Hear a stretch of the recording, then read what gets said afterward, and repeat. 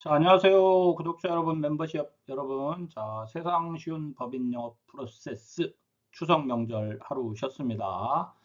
자, 오늘 강의는 공개로 하겠습니다. 오늘 강의는 공개로 하고, 오늘은 이제 회계 관련 2차 미팅 제안서 만드는 법인데, 요게 많아요. 내용이 많아서, 이 회계 핵심 제안은 세 가지로, 3강으로 분리해서 하겠습니다. 첫 번째 강의가 재무회계, 두 번째 강의가 이제 세무회계, 세 번째 강의가 관리회계, 이런 형태로 분리해서 진행하도록 하고, 오늘 강의는 공개 강의니까 멤버십 안내, 멤버십 문의가 들어오시는데, 정확하게 이제 내용 전달이 잘 안 되는 것 같아서 멤버십 안내해 드리고 오늘 강의는 마치도록 하겠습니다. 그리고 뒤에서도 말씀드리겠지만 우리 멤버십 여러분들 29일 일요일 날 줌으로 이익을 만드는 법, 중소기업 CEO가 알아야 될 5가지 이익에 대한 강의 간단하게 진행하고 차후에 기회가 되면 이 5가지 관련해 가서는 오프라인 강의를 제대로 한번 진행해 드리도록 하겠습니다. 자, 그럼 시작하겠습니다. 자, 오늘은 우리가 지지난주에는 요 인사 노무 했으니까 오늘은 요 회계 컨설팅 핵심 세 가지, 제안 세 가지인데 오늘은 요 재무회계를 하겠습니다. 그래서 재무회계는 화장을 잘하면 된다. 분식하라는 얘기는 아니고 분식이 화장이라는 뜻이에요. 가능하면 예쁘게 만들어라 이런 뜻입니다. 그 다음에 이제 세무회계, 관리회계는 다음 주, 그 다음 주. 그 다음에 이제 우리 승계 이런 내용으로 해서 2차 미팅 핵심 제안서 만드는 법 진행하도록 할게요. 자, 다음 장 갑니다. 이 회계를 우리가 이제 어렵다고 생각하죠. 물론 쉽지 않습니다. 저도 어려워요. 솔직하게 이제 회계의 깊은 바닷속으로 들어가면 제가 모르는 어떤 공식, 뭐 단어 엄청 많습니다. 제가 최근에 CF의 강의 노트 이런 책을 읽고 있는데 이 책의 어떤 공식이나 이 어떤 해법을 찾아가는 어떤 과정, 교수님이 쓰신 책을 읽다 보면 야, 나는 아직 멀었구나. 물론 그 책은 이제 좀 대기업, 상장 기업 위주로 되어 있지만 그래서 아직도 갈 길이 멀었구나. 그러나 우리가 만나서 컨설팅 해드리는 중소기업은 더하고 빼고 곱하고 나누기 이 사칙 연산의 회계 범위 내에서도 충분히 경영을 하는데 크게 어려움이 없다. 그리고 그것만 알고 있어도 기업의 궁극적인 목표인 이익 극대화에 많이 다가간다. 그런 측면에서 우리 구독자 여러분들, 멤버십 여러분들 회계 컨설팅을 접근해 보시기를 한번 생각을 한번 해보세요. 어렵게 생각하지 마시고. 그래서 이제 재무회계는 재무제표를 분석하는 거죠. 저희가 쉽게 접하는 게 이제 크레탑 자료를 통해서 보기도 하고 또 이제 미팅이 진행됐다면 뭐 그 기업의 이제 세무조정계산서 혹은 재무제표를 통해서 이제 접근하는데 이 재무제표를 분석하고 이 분석된 내용을 토대로 해가지고 이 기업의 경영에 도움이 되도록 재무제표를 이렇게 이제 자리를 맞춰주는 거예요. 이걸 뭐 우리가 분식이 아니고 예쁘게 맞출 수 있는 방법이 있으면 맞춰줘야 된다는 겁니다. 왜 그러냐면 대부분의 중소기업 회계 관리는 세무사 사무실에서 하는데 세무사 사무실에서 재무제표를 예쁘게 꾸미는 작업까지는 하지 않습니다. 기본적인 것만 하죠. 예를 들면 뭐 부채 비율이 너무 높다. 뭐 이익이 너무 안 난다. 뭐 이 정도 이야기는 할 수 있지만 재무제표 자체를 이렇게 막 신경 쓰면서 세무 관리하진 않습니다. 왜냐하면 세무 관리이지 재무 관리가 아니거든요. 세무 관리라는 것은 결국은 궁극적인 게 뭐냐면 세금을 잘 신고하는 거예요. 그러니까 틀리지 않게 세금을 잘 신고하는 거. 이게 세무사 사무실에서 하는 주된 업무이지 재무 관리를 하는 건 아니다. 그러니까 재무회계 관리는 결국 누가 해야 되냐면 대표님들이 하셔야 된다. 그런데 중소기업에서 대표님들이 재무회계 관리하기는 어렵다. 이게 무슨 뜻입니까? 우리 구독자 여러분, 멤버십 여러분들이 조금만 공부하시면 많은 도움을 줄 수 있다. 그런 분야이다. 이 얘기고요. 그래서 재무회계는 이제 기업의 신용등급 관리, 제가 이제 중요하게 생각하는 게 이건데, 현금 흐름. 최근에 이제 제가 공부하는 아까 CFO 강의 노트에 보면 그 교수님께서 이 말씀을 하세요. 오래된 얘기입니다. 그런데 중소기업에서는 잘 적용을 하지 않죠. 영업 현금 흐름 이익 혹은 영업 현금 흐름 창출. 저는 이게 굉장히 중소기업에 중요하다고 생각합니다. 예전부터 제가 현금이 중요하다. 실제 손에 돈을 쥐어야 된다. 이런 얘기 많이 했잖아요. 그렇죠? 그런 부분에서. 그래서 현금 흐름 등급 관리. 그 다음에 이제 재무회계를 하는 거 이제 자금 조달 지원, 장부가 이뻐야 되고, 기업의 신용 등급이 좋아야, 국가 지원이든, 은행에서 이제 돈을 빌려주든, 재무제표를 토대로 해서 그 집행을 하잖아요. 그런 부분에서 이제 자금 조달 지원과 이제 영업 지원도 마찬가지입니다, 여러분들. 대기업에서 수주를 주는 기업에서 그 기업을 판단할 때는 물론 인적 자원 요소도 고려를 합니다. 그러나 어쨌든 일단 재무적 요소를 고려하게 돼 있죠. 뭘 보고 고려합니까? 재무제표를 보고 고려하는 거죠. 그런 부분에서 이제 영업지원의 매출 기여 이런 부분도 생각해야 돼요. 그래서 재무구조 개선, 세무회계, 관리회계 이 부분은 제가 세무회계 할 때, 관리회계 할 때 다시 설명드릴게요. 자, 다음 장 가겠습니다. 일단 재무회계는 우리 구독자 여러분이나 멤버십 여러분들 좀 어려우실 수 있는데 네이버든 아니면 이제 책을 사보시든 추정 재무제표의 개념을 좀 공부하셨으면 좋겠어요. 추정 재무제표. 자, 그래서 추정 재무제표를 만들어야 되는 이유는 잘못된 혹은 현재 좋지 않은 상황의 재무 상황을 어떻게 개선해 나가야 되는 어떤 과정을 알 수 있어요. 그런 추정 재무제표를 통해서. 제가 여기 이렇게 써놨잖아요. 원판이 좋아야 화장이 잘 돼. 그죠? 그러니까 분식을 하라는 게 아니고, 좋은 그 재무제표를 만들기 위해서는 좋은 원판을 만들어야 됩니다. 이건 단기간에 할 수 없잖아요. 그렇죠? 그래서 시간을 들이고 공들여서 해야 되는 작업이에요. 그러기 위해서는 추정 재무제표에 대한 이해가 좀 필요하다. 좀 어려운 이야기가 될 수도 있지만, 구독자 여러분 혹은 이제 멤버십 여러분들 중에 아니 나는 무슨 법인 영업하는데 이렇게 이따기 어려운 걸 해 이러시면 지나가셔도 됩니다. 지나가셔도 되는데 내가 고급 컨설팅을 하고 싶고 고소득 컨설턴트로 거듭나고 싶다면 공부하셔야 됩니다. 공부하셔야 됩니다. 그래서 현재 좋은 회사에서 더 좋은 회사로 가는 거예요. 만약 현재 회사의 상황이 좀 나쁘다, 좀 좋지 않은 상황이라면 좋은 회사로, 그리고 더 좋은 회사로 이렇게 성장해 가는 그런 과정에 있다. 그러기 위해서는 추정 재무제표라는 걸 만들어 봐라 이거죠.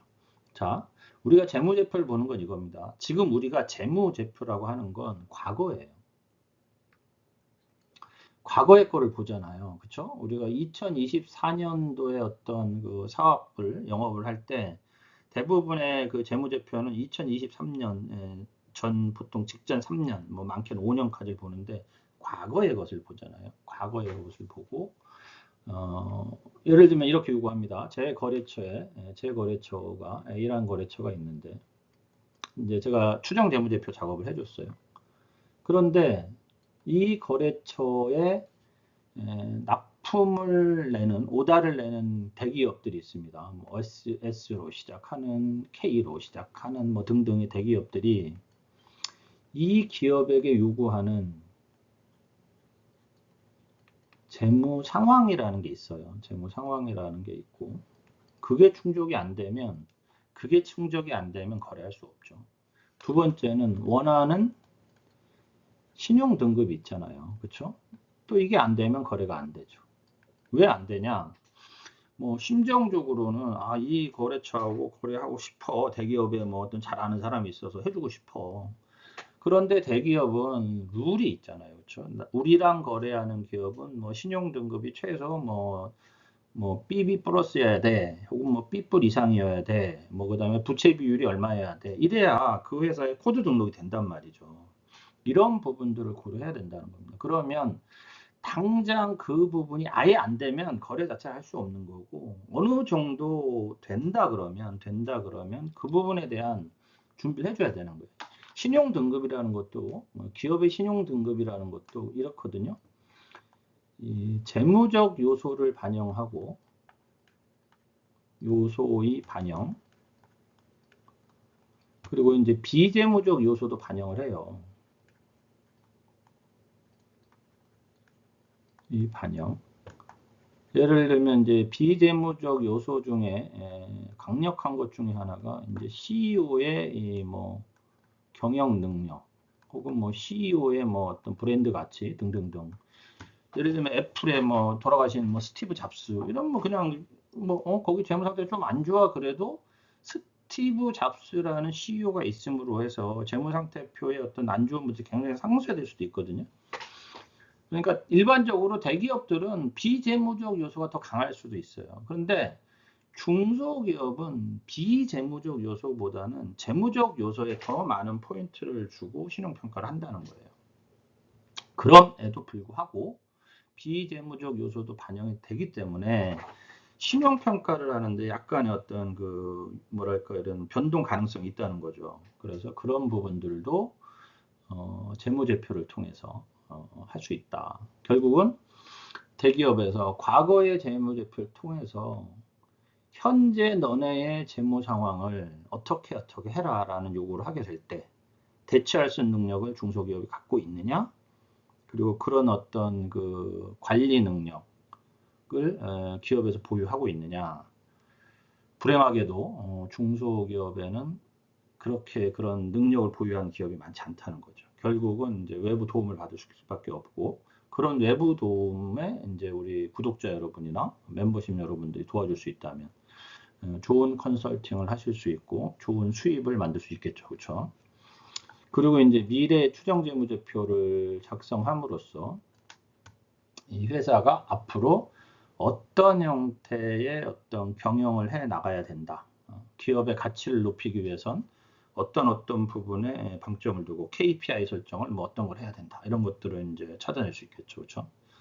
보통 이제 재무제표를 볼 때 뭐 효율을 보고 수익을 보고 성장성을 보고 안정성을 보는데 대부분 중소기업은 얘가 중요합니다. 이 안정성. 그러니까 안정성이 중요하다는 건 좀 극단적으로 표현하면 이런 거예요. 제가 예를 들어 볼게요. 은행에서, 뱅크에서 돈을 빌려줘요. 예를 들면 10억을 빌려주는데 A 기업이 있고 B 기업이 있어요. 근데 A 기업은 자산이 순자산이에요. 순자산이 50억이에요. 그리고 부채가 뭐 10억이에요. 부채. 그리고 이 사람들은 매년 한 2억 정도의 당기 순이익을 내요. 자, B 기업은 순자산이 10억이에요. 부채가 5억이에요. 부채예요. 이 회사는 엄청나게 성장을 하고 있어요. 당기순이익이 매년 5억씩 나요. NI, Net Income. 자, 그러면 은행에서는 어디에 돈을 빌려줄 것이냐? 우리 구독자 여러분이나 멤버십 여러분은 어디에 돈을 빌려주시겠어요? A 기업에 빌려주시겠어요? B 기업에 빌려주시겠어요? 은행은 A 기업에 빌려줄 확률이 더 높아요. 왜 그러냐면 순자산, 이게 이제 안정성이죠.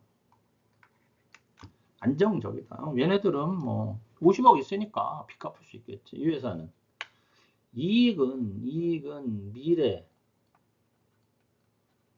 아직 실현되지 않은 가능성이잖아요. 물론 예측은 할 수 있지만, 그러니까 여기에 어떤 성장성에 주목하기보다는 안정성에 더 주목한다. 그래서 중소기업 재무 상태는 안정적인 게 유리하다. 일단은 뭐를 위해서는 돈을 빌리기 위해서는 돈을 빌린다는 건 뭐예요? 타인 자본을 유치하기 위해서는 이런 개념인 겁니다. 자, 다음 장. 자, 한 예를 들어볼까요? 그냥 이제 이건 분식은 아닙니다. 분식은 아니고 어떤 허용 회계 장부상 허용된 범위 내에서 이런 회사가 있다고 해볼게요. 현재 유동 자산이 10억이고 유동 부채가 10억 원이에요. 그러면 유동 비율이 100%이고 당좌는 현금과 매출 채권까지가 당좌 자산이니까 60%고 부채 비율은 150% 나오네요. 그렇죠? 이 경우에 정확하게 어떤 국제회계 기준, IFRS 기준으로 따지면 이거는 가능성이 없지만 GATT 일반 기업 회계 기준에서 이 투자 자산이라는 것에 대해서는 대부분의 세무사 사무실에서 이렇게 현금, 여기 현금이라 하면 현금성 자산, 그냥 보통 예금이라고 할 거예요. 또 무방하게 합니다. 그렇죠? 그리고 매출 채권 4억 원, 제역 원은 어쨌든 유동 자산은 12억 원으로 장부를 처리할 수 있어요. 이렇게 할 수 있어요. 자, 그리고 유동 부채가 보시면 매입 채무가 2억 원, 가지급금이 2억 원, 단기 차입금이 4억 원, 이제 가수금이 2억 원 있는데, 자 보세요. 단기 차입금을 장기 차입금으로, 그러면 이게 중요한 건 이거거든요. 단기 차입금은 1년 이내 상환해야 되는 거고, 이건 1년 이후잖아요. 그런데 중소기업 재무상태표의 유동부채에 1년 이내 상환, 1년 이후 상환 분리가 안 된 채 그냥 단기 차입금으로 잡혀 있는 경우가 생각보다 많아요. 그냥 세무사 사무실에서 그냥 막 집어넣는 경우가 생각보다 많습니다. 그러면 일단 그거를 검토를 해보고, 두 번째는 이게 좀 어려운 얘기지만 1년 이내에 상환해야 될 부채이나 연장이 가능하다면, 그리고 원래는 회계적으로 연장에 대한 주도적인 권리를 이 기업이 갖고 있다면 이건 비유동 부채로 분류해도 크게 지장은 없어요. 그래서 이 부분에서 2억 원 정도가 장기 차입금으로 옮길 수 있다면 옮기라는 거예요. 유동 비율을 위해서. 가수금이라 함은 대표이사의 가수금일 텐데, 이 가수금은 뭐 1년 후에 갚아 이런 개념은 아니거든요. 원래 사실상 회계에는 가지급금 가수금이라는 건 없는 거예요. 왜냐하면 그거는 그 결산을 볼 수는 없는 거예요. 왜냐하면 이 어떤 경영을 하는 와중에 근거 없이 나간 모든 돈은 가지급금이거든요. 그리고 나중에 그 근거가 들어옴으로써 회계적으로 이렇게 계정 처리가 돼가지고 사라지는 거예요. 그런데 가수금이라는 건 사실은 이거는 일종의 차입금이잖아요. 주임종 차입금이잖아요. 주주 혹은 뭐 임원 차입금 개념인데, 이 개념에서 이거를 장기 차입금으로 전환하거나 장기 미지급금으로, 제가 여기서 장기 미지급으로 놓은 것은 차입금은 또 차입금 의존도가 올라가는 것 때문에 장기 미지급금으로 잡아놓으면 또 좀 차입금 의존도가 낮아지거든요. 뭐 그런 것 때문에 넣어놨어요. 단 이거는 외감 이하의 중소기업만 해당됩니다. 이 어떤 형태에 대한 어떤 이 노직이 중요한 게 아니고, 제가 드리고 싶은 말씀은 뭐냐면, 중소기업 재무상태표를 잘 뜯어보면 세무사 사무실에서 관행적으로 하는 어떤 그 기장 관행 때문에 우리 중소기업에 유리하게 작성될 수 있는 재무상태표나 손익계산서들이 그냥 관행적으로 작성되는 경우가 상당히 많다, 생각보다. 그리고 이런 부분들은 고쳐 나가야 되는 거예요. 사실은. 왜냐하면 중소기업이 이 어떤 클라이언트잖아요, 세무사 사무실에는. 근데 이 세무사 사무실이 외려 갑이에요. 왜 그러냐? 이 어떤 세무적, 회계적 지식이 없는 우리 대표님들에 대해서 세무사 사무실에서는 뭐 의도도 하든 의도하지 않든 저희가 알아서 할게요, 이런 개념이 강하다는 거예요. 당신 모르잖아, 우리가 알아서 하는 대로 쫓아와, 이런 개념이 강하다는 거거든요. 그런데 어느 정도 회계에 대해서 공부를 하시거나 아는 그 대표님들을 만나보면 세무사 사무실에서 이것저것 다 요구해요. 그리고 그런 회사들이 잘 돼요. 훨씬 잘 돼요, 회사가. 왜? 재무 관리가 되고 있는 거거든요. 그래서 그런 능력을 갖고 있지 않은 중소기업이 절대 다수이니까 우리 구독자 여러분과 멤버십 여러분들이 정말 서점에 가서 한 6개월 정도만 재무회계 관련 책하고 세무회계 관련 책 사서 3개월, 6개월만 공부하면 웬만한 중소기업 그 기본 회계 컨설팅 할 수 있어요. 그리고 제 동영상 많이 보시고 그 정도 시간 투자할 수는 있잖아요. 고액 연봉으로 가기 위해선. 그런 얘기입니다. 그래서 이 어떤 왜 이렇게 되지? 더하기 빼기 보지 마시고 이런 흐름의 어떤 재무제표를 예쁘게 만들 수 있는 방법도 있구나. 그리고 이게 가능하구나. 이것만 알아도 이 슬라이드에 대한 이해는 되신 겁니다. 우리 구독자 여러분, 멤버십 여러분, 간만에 이용어 한번 써볼까요? 얼굴 크게. 자, 다음 장. 자, 재무상태표는 일단 검토하는 거를 좀 읽어보세요. 제가 이건 읽어만 드릴게요. 일단 재무상태표는 그 기업의 이제 얼굴이야, 외모야. 그래서 과거의 것만 있잖아요. 그래서 과거를 토대로 미래를 준비하는 거예요. 항상 제가 말씀드리는데 재무제표를 읽는 건 추이와 변화가 중요해요. 어떤 추이와 변화를 읽고 기업의 정책과 다른 부분이 있으면 점검하라. 일단 추이, 3년 보라는 거. 자산, 부채, 뭐 자본 중감 추이, 뭐 계종감액별 중감 추이, 그리고 이제 추이에 상당한 변화가 있다면 이유를 파악하고, 상당한 변화가 있다면 이유를 파악하고, 향후 재무 상태에 미치는 영향을 분석하시면 돼요.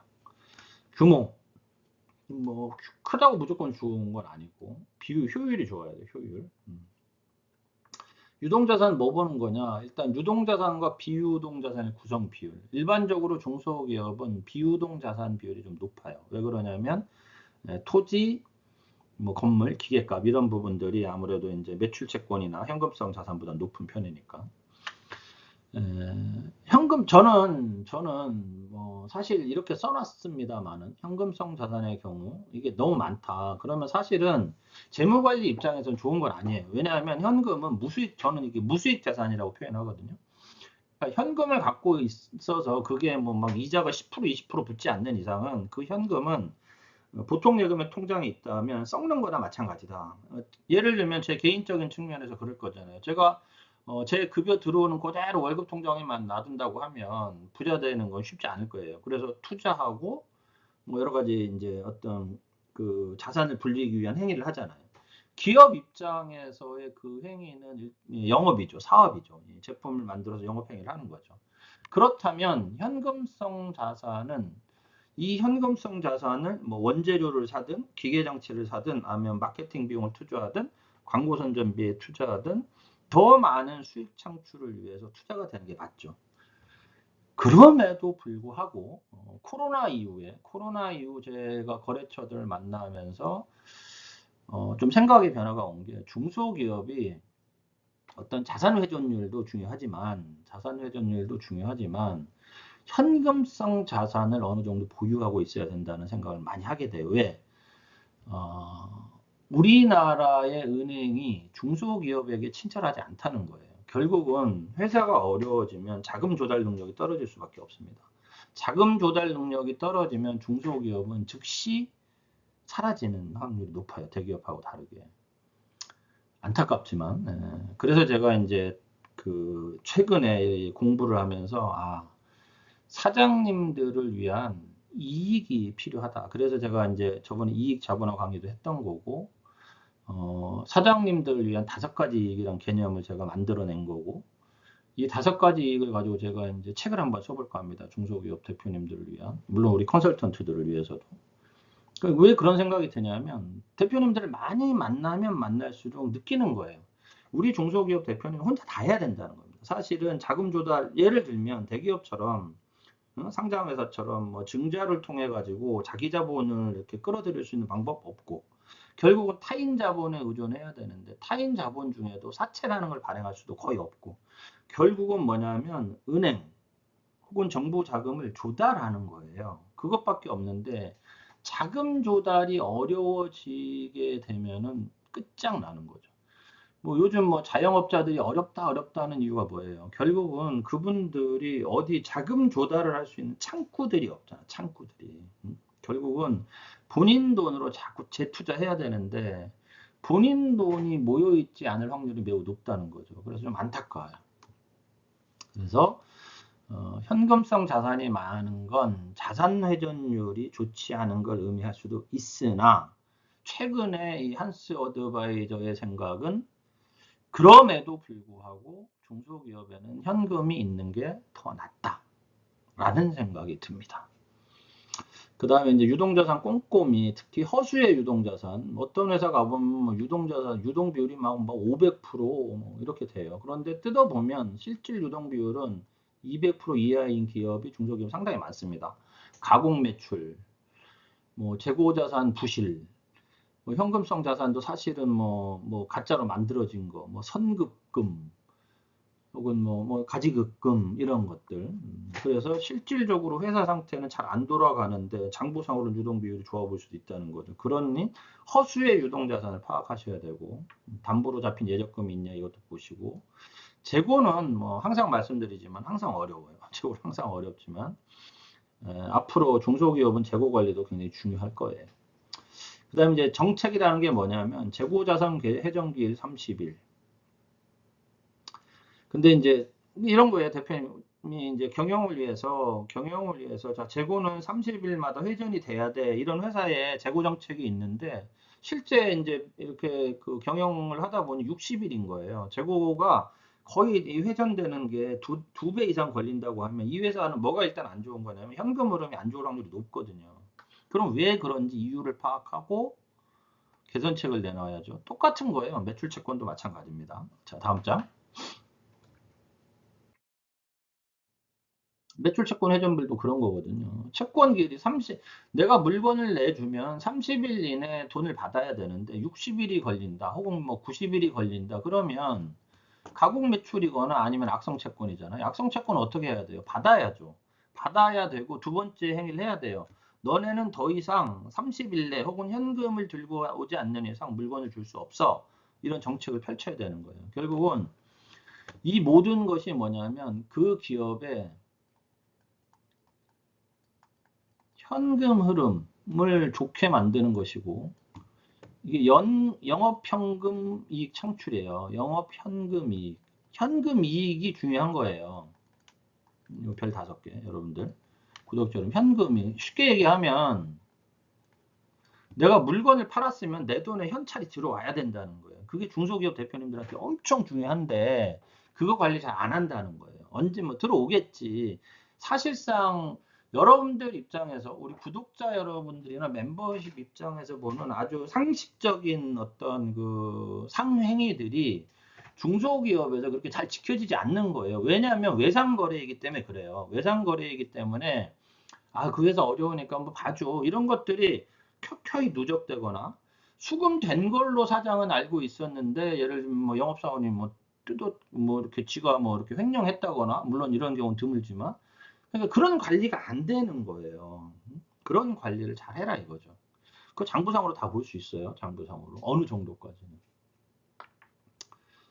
그래서 이건 읽어보세요. 제가 일일이 다 설명드린다는 건 의미가 없고 우리 그 멤버십 여러분들께서는 한 번씩 다 이렇게 저한테 강의 들으신 내용이니까 그리고 이제 이걸 처음 새롭게 접하는 우리 구독자 여러분들은 잠깐 화면 멈춰 두시고 읽어보십시오. 읽어보시면 도움이 되실 겁니다. 자, 다음 장 손익계산서 한번 볼게요. 손익계산서는 일단 기본적으로 이거가 중요해요. 월별 검토를 해야 되거든요, 사실은. 이번 달에 내가 얼마 벌었어. 이 개념이 있어야 되는데 그게 없어요. 사실 중소기업 대표님들이 거의 없어요. 그리고 대부분 얼마 벌었냐가 감이야, 감. 한 1억 벌었을 거야. 한 2억 벌었을 거야. 사실 이렇게 영업해가지고 사실상 성공한다는 건 뭐 대단히 운이 좋거나 아니면 그게 오랫동안 그렇게 돼 왔거나 오랫동안 그렇게 사업이 돼 왔다 하더라도 사실 이렇게 경영하면 안 되는 거죠. 근데 이제 그렇게 하는 대표님들이 너무 많아요. 안타깝죠. 그래서 일단은 매월 쉽게 얘기하면 이런 거잖아요. 내가 한 달에 10억 원어치 팔았어. 예를 들면 이게 매출이야. 그래서 내가 비용을 7억을 썼어. 이게 비용이야. 이걸 우리가 이제 매출을 수익이라 그래요. 수익, 비용. 그러면 나머지 3억 이익이잖아요. 그 이게 매달 점검이 돼야 되고 이 이익 중에 현금화된 건 얼마나 이거예요. 현금화된 거. 여기 현금화된 게 예를 들면 2억이다.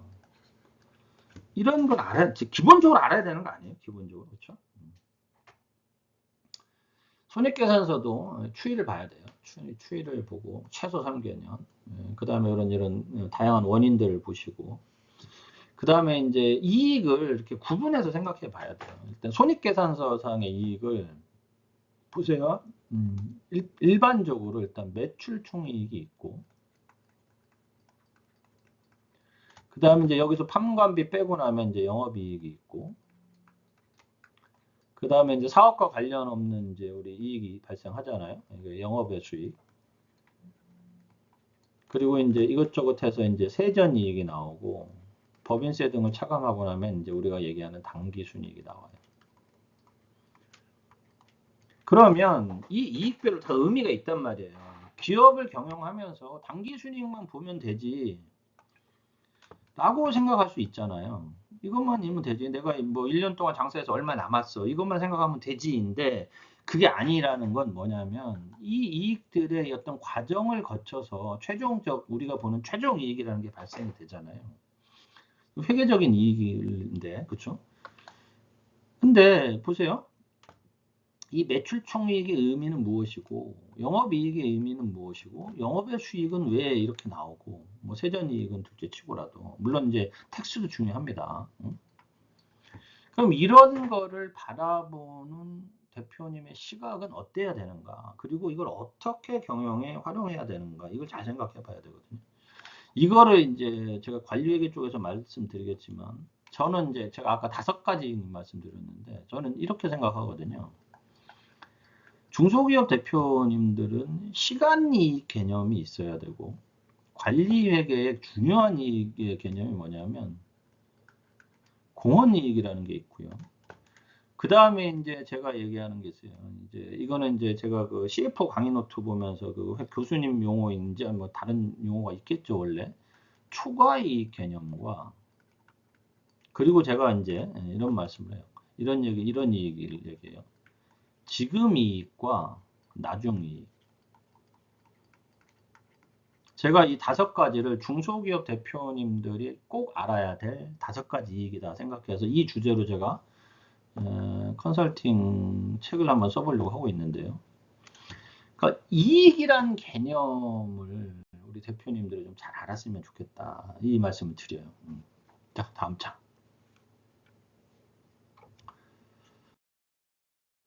그리고 이제 분기마다 최소 손익계산서는 분기마다 좀 점검 좀 해라. 매월 점검이 원칙이에요, 매월. 근데 그것마저 안 된다 하면, 그것마저 안 된다고 하면 분기 결산이라도 해라. 최소. 그리고 12월이 이제 결산 마감을 하잖아요. 대부분의 기업이. 개인 사업은 무조건 마감이고. 그러면 11월 정도에는 올해 얼마나 이익이 날 것 같다라고 예측이 돼야 돼요. 그런 부분들을 우리 구독자 여러분, 멤버십 여러분들이 생각하시고 상담해 주셔야 됩니다. 적어도 12월 초에는 당해년도 손익 마감을 결정을 하면 그러면 어떤 걸 할 수 있냐면 세금도 비용이니 세금에 대한 절세 플랜을 검토할 수 있고 내년에 어떤 사업 방향도 결정할 수 있고 왜냐하면 이 정도 이익이 돼야 뭐 수주할 수 있어 뭐 이자 비용 중 이자율을 좀 낮출 수 있어 이런 것들을 결정할 수 있잖아요. 그렇죠? 근데 꼭 3월에 돼가지고 이제 세무사 사무실에서 결산한다고 하니까 그때 가서 이제 막 얘기해요 저한테 이렇게 비율이 나오면 이렇게 이익이 안 나오면 뭐 이제 그 은행에서 이자가 올라갈 텐데 방법이 없을 거예요. 물론 방법은 있죠. 그때 가서 이제 뭐 분식을 하든 아니면 약간 회계를 뜯어 고치든 뭐 재고를 조정하든 해가지고 이익을 내든. 그러니까 이런 것들이 자꾸 어떤 형태를 나오냐면 그 기업의 재무 상황을 자꾸 이렇게 어글리하게 만들어 가는 거예요. 그런데 12월에 점검해 놓으면 그게 좀 어떨까? 바로 아니면 이제 대응할 수 있는 어떤 방법들을 좀 먼저 알 수 있다라는 거죠. 그렇다면 우리 구독자 여러분들께서 멤버십 여러분들께서 11월, 12월에 기거래처에 먼저 선제적으로 대응 컨설팅을 해주시면 좋을 것 같고 제가 요 부분과 관련해서는 우리 멤버십 여러분들께는 11월에 결산 방법 엑셀 자료를 드릴게요. 지금 구상하고 있는 게 있는데 이익 관련 결산 방법 엑셀 자료를 멤버십 여러분들한테 드릴게요. 그렇게 해가지고 컨설팅 하시는데 쓰시면 됩니다. 제가 그리고 당연히 자료를 드렸으니까 11월에는 중 강의를 저걸로 하면 되겠죠, 여러분들. 예. 그 다음에 손익과 재무 상태 이제 기업의 재무 상태는 한 해 사업 내용이 달라지잖아요, 그렇죠? 그러니까 이제 이런 거예요. 2024년 1월 1일 이게 이제 기초 재무 상태고 재무 상태표 BS 그리고 1월 1일부터 12월 31일까지 우리가 영업을 하잖아요. 사업을 하면 이게 뭐냐면 이제 우리가 손익계산서에 반영을 해서 2024년 12월 31일 날 기말 재무상태표라는 게 된단 말이에요. 그렇죠? 그럼 이 과정에 여러 행위들을 했을 거 아니에요. 기계를 사고 원재료를 살고 제품을 만들고 팔고 광고를 하고 마케팅을 하고 등등등 행위들을 다 비용에 다 적고 해서 남는 돈이 이제 이익이잖아요. 그럼 이 이익이 이제 재무상태표의 잉여금으로 늘어날 것이고 뭐 현금으로 기계를 구입했을 수도 있고 차입금을 상환했을 수도 있고 이런 것들이 다 이제 기말 재무 그 상태표에 반영이 되는 거예요. 그래서 그런 부분들을 이제 쭉 이제 이렇게 흐름을 보게 되면 이제 그 기업의 재무제표, 재무상태표, 손익계산서를 보는 어떤 컨설팅 흐름이 잡히는 거예요. 자, 이런 형태로 이제 그 일단 검토를 하시고 이제 제안서가 들어갈 땐 저는 이제 이렇게 제안서를 만들어요. 일단 재무회계 경영 대시보 재무상태표를 해서 일단 자산, 부채, 자본에서 3개는 추이를 보여줘요. 그리고 이제 유동 비율, 부채 비율 보여드리고 그 다음에 이제 이게 현금 요거는 빨강색으로 해야 잘 보이겠네요. 그렇죠? 현금 흐름, 현금성 자산 내용이에요. 이 회사 같은 경우에는 이제 워낙에 현금이 많아요. 그렇죠? 50억, 49억. 점점점 현금을 늘려가잖아요. 당기 순이익이 나오면 상당 수준을 당좌 예금에 넣어놓는 사장님입니다. 그래서 매우 안정적이에요. 이 회사는. 그리고 이제 매출 채권과 매입 채무 이건 뭐예요? 미수금 관리. 그 다음에 이제 외상 매입금 관리인데 이거 왜 중요하냐면요. 수금 관리와 돈을 받는 돈도 중요하지만 주는 돈도 중요해요. 돈을 줬는데 분명히 A 기업에 이제 외상 매입금을 1억 원을 지급을 해서 내가 사장님이 생각하는 이제 총 외상 남은 거는 4억 원인데 장부에는 5억 원이 있다. 그럼 그 1억 원은 어디서 어디 간 거야? 적어도 이런 생각은 할 줄 알아야 된다는 거예요. 대표님 정도 되면. 그런 측면에서 보여드리는 거고, 이제 단순하게, 이거 사실은 제가 이제 상당히 복잡하게 약간 좀 길게 분석을 해서 알려드려요. 근데 이제 여러분들한테 그것까지 보여드리면, 제 노하우가 너무 많이 나가는 거고, 뭐 재무 상황이 매우 양호하다, 뭐 현금성 자산이 매우 높다, 그 재투자 효율 개선이 필요하다고 분석한다. 그럼에도 불구하고 사장은 난 이대로 가겠다. 이럴 수 있는 거예요. 여기 재고 자산은 좀 가라가 많습니다. 현실화 시켜라. 비상장 주식 뭐 보시면 이익이 너무 많이 나니까 굉장히 높아요. 이런 부분들. 그 다음에 이제 뭐 안정성, 수익성, 성장성, 효율성은 어떤 지표를 보는 것입니다라고 제가 엑셀로 이런 대시보드 만들어서 일단 요거를 캡처해 가지고 파워포인트에 담아서 2차 미팅 가서 이야기를 하고 이제 뭐 이 이야기가 이제 길어지면 제가 노트북을 들고 다니거든요. 노트북에서 이제 엑셀 열어놓고 대표님하고 이렇게 조정해 나가면서 진행을 합니다. 자, 다음 장. 손익은 그럼 어떻게 하느냐? 보시면 이제 매출액, 원가, 영업이익 이렇게 보여드리고 원가율, 판관비율, 영업이익률 괜찮죠? 뭐 이 정도면.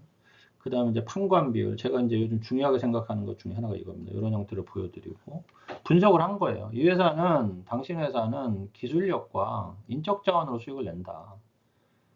그런데 당신네는 이 회사 교육훈련비 투자를 안 합니다. 별로. 그리고 경상연구개발비도 그닥 높지가 않을 거예요. 보시죠. 파란색 별로 안 높죠? 그렇죠? 그러니까 향후에 이 회사의 문제점이 뭘까요? 그러면 구독자 여러분, 멤버십 여러분, 그럼 이 회사의 문제는 뭘까요? 기술력과 인적 자원으로 수익을 내는데 교육훈련비와 경상연구개발비에 투자가 별로 안 된다. 결국 지금 근무하고 있는 숙련된 인적 자원들이 퇴사를 하거나 정년퇴직이 이루어지면 이 회사는 상당히 어렵다. 대표님도 인지하고 있습니다. 그런데 방법이 별로 없어요. 이게 이제 중소기업의 한계인 거예요. 중소기업. 왜냐하면 이 숙련된 기술자들이 자기가 가지고 있는 어떤 아주 놀라운 노하우들을 잘 가르쳐 주지 않는다. 왜? 가르쳐 주면 지가 잘리잖아. 그런 얘기 들어보셨죠? 참 어려운 현상입니다. 이게 이제 고령화되고 일할 수 있는 나이가 늘어나고 이러다 보니까 생기는 어떤 필연적인 현상일 수도 있는데 참 어렵습니다. 그리고 이제 공원이익 관리로 전환을 하십시오. 제가 말씀드렸고 시스템과 프로 이게 결국은 요게 요로 따라와야 된다는 얘기예요. 기술력과 인적 자원으로 일하니까 시스템과 프로세스로 일하는 구조를 만들어야 되는데 쉽지 않다. 좀 시간이 걸리겠죠. 숫자 경영에 대한 관심이 필요하다. 자, 이 회사하고는 지금 계약을 진행 중에 있는데 대표님이 좀 뜨뜻미지근해요. 왜 그러냐면 컨설팅 비용이 비싸대요. 뭐 그럼 비싸다고 그렇다고 내가 싸게 할 수는 없고 그래서 지금 이렇게 약간의 뭐랄까 그 텐션이 약간의 그 텐션이 있습니다. 그 다음에 이제 요거는 이 회사만 해당되는 건데 이 회사 세무사 사무실이 별로예요. 그래서 제가 이거 뭐 별로 안 좋다 그 얘기를 해드린 겁니다. 그리고 이제 이렇게 말씀을 드렸어요. 제가 모든 대표님들이 하는 얘기예요. 이익이라는 게 수익에서 비용을 수익에서 비용을 빼고 남는 게 이익이다. 이렇게 일하는 사람은 절대 부자가 될 수 없다. 그리고 이 회사는 성장하지 못한다. 수익에서 이익을 빼고 남는 것으로 비용을 써라 이거죠. 이건 정말 중요한 얘기예요. 이렇게 관리를 해야 된다는 거예요. 그래야 체계적인 원가를 이야기할 수 있고 판관비를 얘기할 수 있고 변동 비용을 얘기할 수 있고 고정 비용을 얘기할 수 있어요. 예를 들면 내가 한 달에 10억 원의 수익이 매출이에요. 매출. 또 우리 익숙한 표현으로 매출이라고 할게요. 매출. 수익이 10억 원을 팔아요. 내가 통닭을 10억을 팔아. 10억을 팔면 비용이 이걸 파는데 배달비, 원재료비, 뭐 전기세, 기름값 등등등 비용이 7억이 들어. 그리고 내가 이익이 3억이 남아. 이렇게 하는 게 아니고 내가 10억을 팔면 4억은 남아야 돼. 그리고 6억으로 비용을 써야 돼. 이런 인식이 필요하다는 거예요. 그러면 이 비용 1억의 갭차를 어떻게 줄일 것이냐, 원가를 닭을 싸게 사올 것이냐, 전기세를 아낄 것이냐, 광고비를 줄일 것이냐, 뭐 등등 여러 가지 생각을 하게 되잖아요. 그렇죠? 그런 부분에 접근을 해라. 그래서 제 카톡 때문에 이렇게 돼 있잖아요. 수익 마이너스 이익은 비용이다. 대표님들 보시고 저도 똑같이 생각해요. 예를 들면 제가 월급이 들어와요. 그러면 내가 예를 들면 월급이 1,000만 원이 들어왔어. 그러면 700만 원은 딱 들어가야 돼. 무조건 어디에? 내가 투자하는 곳에 들어가고 300 갖고 써야 돼. 900만 원이 들어왔어. 그러면 700만 원 들어가고 200만 원 갖고 써야 되는 것이지. 다 쓰고 나서 남는 돈 300만 원, 400만 원 이건 아니다라는 얘기입니다. 여러분들. 네, 다음 장. 자, 오늘 재무회계는 여기까지입니다. 재무회계는 여기까지고. 다음 주에는 이제 세무회계 관련해가지고, 이제 오류 분석, 세액공제 감면, 가지급금, 가수금 어떻게 보는지, 이런 부분에 대한 제안서를 어떻게 만드는지를 보여드리겠습니다. 자, 오늘 강의는 여기까지고, 멤버십 가이드 잠깐 보여드리고 오늘 마칠게요. 이게 이제 궁금해 하시는 분이 계셔가지고, 제가 한스 멤버십 가이드를 하는데, 지금 우리 멤버십 분들 마찬가지잖아요. 그렇죠. 이제 법인 분기 영업 강의 다시 5시간 내 줌으로 하고 있고 강의비 보통 외부에 제가 이제 30만 원 하는데 멤버십 10만 원. 보통 제가 멤버십 여러분들 거의 50% 할인해 드릴 때도 있어요. 10만 원짜리 강의는. 이번에 이제 이익자보나 외부 강의 5만 원, 10만 원 했는데 우리 멤버십 여러분들 5만 원 했잖아요. 그렇죠? 그다음 월 1회 줌 온라인 강의 하고 있고 PPT 제안서 및 영업 엑셀 특히 분기 1회 제공하고 있습니다. 제가 그래도 저번에 이제 경영지원 보고서인가 그거 보내드렸죠. 그 다음에 이제 이번 달에 제가 명의신탁 툴킷 엑셀, 명의신탁 엑셀 보내드릴게요. 요거 하고 제가 그 또 PPT 자료 이익 자본화 강의 자료 보내드렸어요. 명의신탁 툴킷하고 이번에 강의하면서 5가지 이익 자료도 PPT 보내드릴 겁니다. 우리 멤버십 여러분들은 참고하시고요.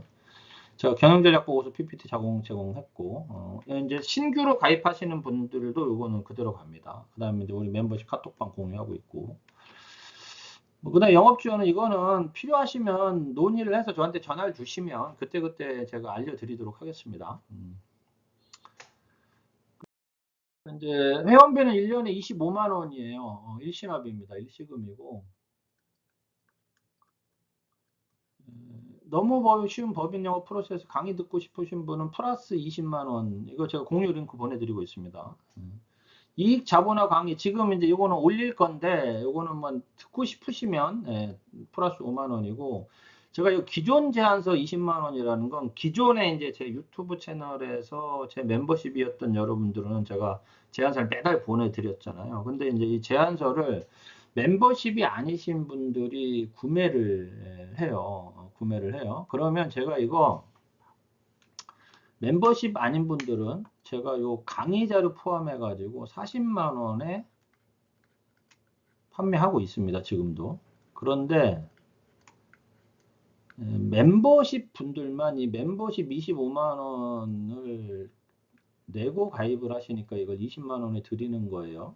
이거를 만약에 멤버십이 아닌 분들은 제가 40만 원에 현재 판매를 하고 있고 그러니까 이거는 기존의 제 멤버십 여러분들은 이 자료를 다 받았어요. 기존 우리 유튜브 멤버십.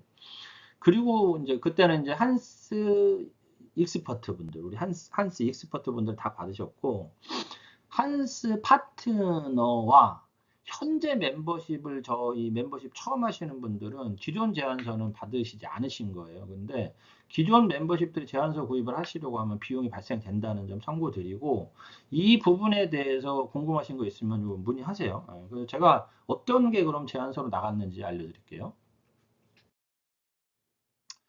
1차 미팅 제안서 흰색으로 2차 미팅 제안서 컨설팅 보고서 나갔고 재무관리 컨설팅 보고서 텍스 세이빙 절세 전략 보고서 세액공제 강의 자료 텍스 리덕션 이것도 절세 법인세 절세 보고서 주식 이동 제안서랑 서류 양도계약서 명의신탁 확인서 비상장 주식 평가 계산기 요거는 제가 지금 멤버십 여러분들 이번에 명의신탁 툴킷 나갈 때 보내드릴게요. 이것도 완전 달라요. 그래서 요거는 지금 그닥 큰 의미는 없어. 해지 약정서 이거 보내드렸고 다음 장.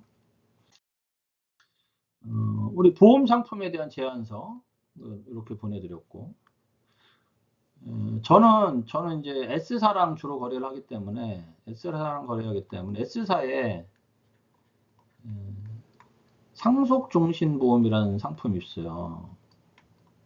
이 제안서도 괜찮은데 S사가 아니면 필요가 없고, 그래서 혹시 멤버십 여러분 중에 필요하신 분들은 카톡방에 남겨주세요. 그러면 제가 요거 몇 장 안 되어 있는 거 챙겨서 보내드릴게요. 그 다음에 뭐 자산관리 플랜 제안서, 가업승계 제안서, 자산관리 제안, 요즘 다 달라요. 개인사업자 가업승계 컨설팅 제안서, 뭐 승계 플랜 제안서, 가지입금 상환, 법인전환 시뮬레이션, 이렇게 제가 다 보내드렸습니다. 참고하셔요. 자,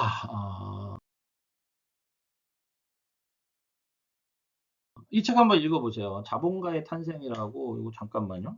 제가 보여드릴게요. 보이세요? 제가 두 번째 읽고 있는데 재밌어. 잘 안 보인다. 화면으로 보니까 그렇죠. 이렇게 하여튼 자본가의 탄생. 제가 이게 누가 쓴 거냐면